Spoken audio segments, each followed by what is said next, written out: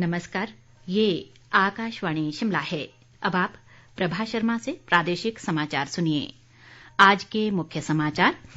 मुख्यमंत्री ने अदालतों में लंबित मामलों को सुलझाने के लिए सभी विभागों से बेहतर समन्वय के साथ काम करने का किया आह्वान।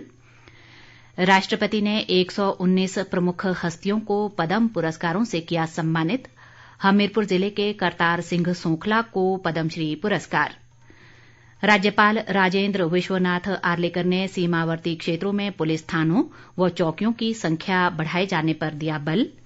और कर्मचारियों की मांगों पर चर्चा के लिए सरकार ने 27 नवंबर को बुलाई जेसीसी की बैठक। अब समाचार विस्तार से। मुख्यमंत्री जयराम ठाकुर ने अदालतों में लंबित मामलों को सुलझाने के लिए सभी विभागों से बेहतर समन्वय के साथ काम करने का आह्वान किया है। शिमला में आज प्रशासनिक सचिवों और महाधिवक्ता के साथ एक बैठक में उन्होंने कहा कि राज्य सरकार ने एक लिटिगेशन मॉनिटरिंग सॉफ्टवेयर विकसित किया है और इसमें सभी अदालती मामले दर्ज किए जा रहे हैं। मुख्यमंत्री ने कहा कि महत्वाकांक्षी परियोजनाओं से संबंधित और प्रमुखता वाले मामलों को विशेष प्राथमिकता दी जानी चाहिए। उन्होंने प्रशासनिक सचिवों को महाधिवक्ता कार्यालय के साथ समन्वय स्थापित करने पर भी बल दिया ताकि अदालतों में लंबित मामलों को शीघ्र सुलझाया जा सके। मुख्यमंत्री ने कहा कि जेओए, आईटी और जेबीटी जैसे अदालती मामलों में तेजी लाई जानी चाहिए ताकि हजारों युवाओं को इसका लाभ मिल सके। राष्ट्रपति रामनाथ कोविंद ने आज राष्ट्रपति भवन में आयोजित एक समारोह में प्रमुख हस्तियों को वर्ष 2021 के पद्म पुरस्कारों से सम्मानित किया। इस वर्ष की सूची में 7 पद्म विभूषण, 10 पद्म भूषण और 102 पद्मश्री पुरस्कार शामिल हैं। मूर्तिकार सुदर्शन साहू और पुरातत्वविद प्रोफेसर ब्रजबासी लाल और अन्य व्यक्तियों को पद्म विभूषण से सम्मानित किया गया।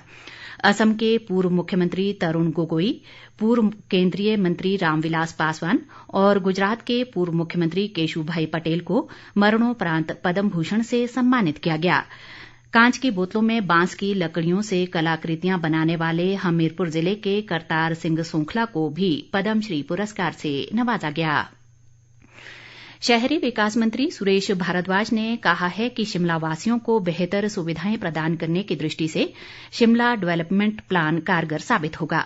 शिमला में आज हितधारकों के साथ एक बैठक में उन्होंने डेवलपमेंट प्लान के तहत नए भवनों के निर्माण के संबंध में अपनाए जाने वाले मानकों पर विस्तृत चर्चा की। भारद्वाज ने कहा कि यातायात व्यवस्था, सीवरेज और अन्य सुविधाओं की उपलब्धता को सुनिश्चित किया जाए। कसुम्पटी के विधायक अनिरुद्ध सिंह ने भी बैठक में बहुमूल्य सुझाव दिए। इस बीच सुरेश भारद्वाज ने राजकीय उत्कृष्ट वरिष्ठ माध्यमिक पाठशाला छोटा शिमला में स्वर्ण जयंती पूर्ण राज्यत्व के राज्य स्तरीय समारोह व प्रतियोगिता का शुभारंभ भी किया। कृषि मंत्री वीरेंद्र कंवर ने कहा है कि ड्रैगन फ्रूट की खेती से किसानों की आय में बढ़ोतरी हो सकती है और इसके लिए सरकार किसानों को हर संभव मदद प्रदान करेगी। ऊना में आज आजादी का अमृत महोत्सव के तहत ड्रैगन फ्रूट की खेती पर एक कार्यशाला का आयोजन किया गया, जिसमें प्रगतिशील किसान रिवा सूद और मुश्ताल अली ने भी अपने अनुभव साझा किए। वीरेंद्र कंवर ने कहा कि पायलट प्रोजेक्ट के रूप में ऊना जिले में ड्रैगन फ्रूट की खेती के लिए मनरेगा के माध्यम से 100% मदद प्रदान की जाएगी। भाजपा के कद्दावर नेता व पूर्व मुख्यमंत्री प्रोफेसर प्रेम कुमार धूमल ने आज हमीरपुर जिले के समीरपुर से प्रयास स्वयं सेवी संस्था के माध्यम से बिलासपुर के एम्स अस्पताल के लिए एक एम्बुलेंस को हरी झंडी दिखाकर रवाना किया।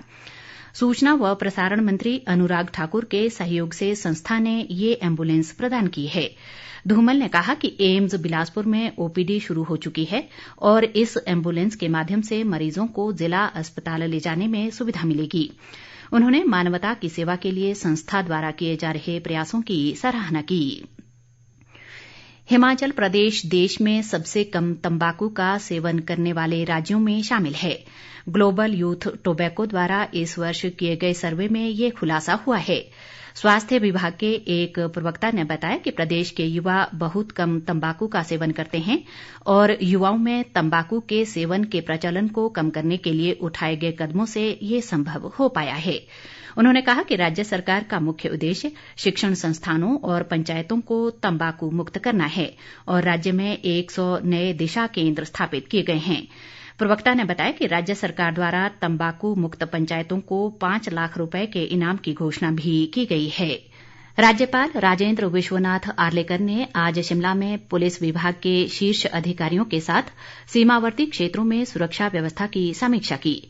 इस मौके पर पुलिस अधिकारियों ने चीन के साथ लगती प्रदेश की 240 किलोमीटर सीमा क्षेत्र की सुरक्षा व्यवस्था को लेकर राज्यपाल को अवगत करवाया।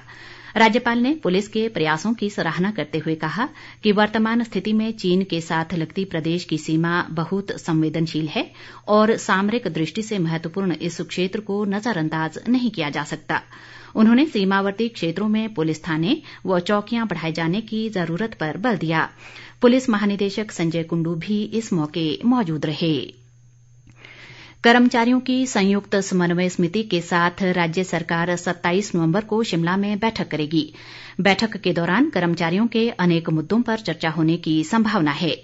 इनमें वेतन आयोग की सिफारिशें लागू करना, पुरानी पेंशन बहाली और अनुबंध का कार्यकाल घटाने सहित कई महत्वपूर्ण मांगें शामिल हैं। मुख्यमंत्री कार्यालय की तरफ से जेसीसी बैठक को लेकर आज एक पत्र जारी हुआ है।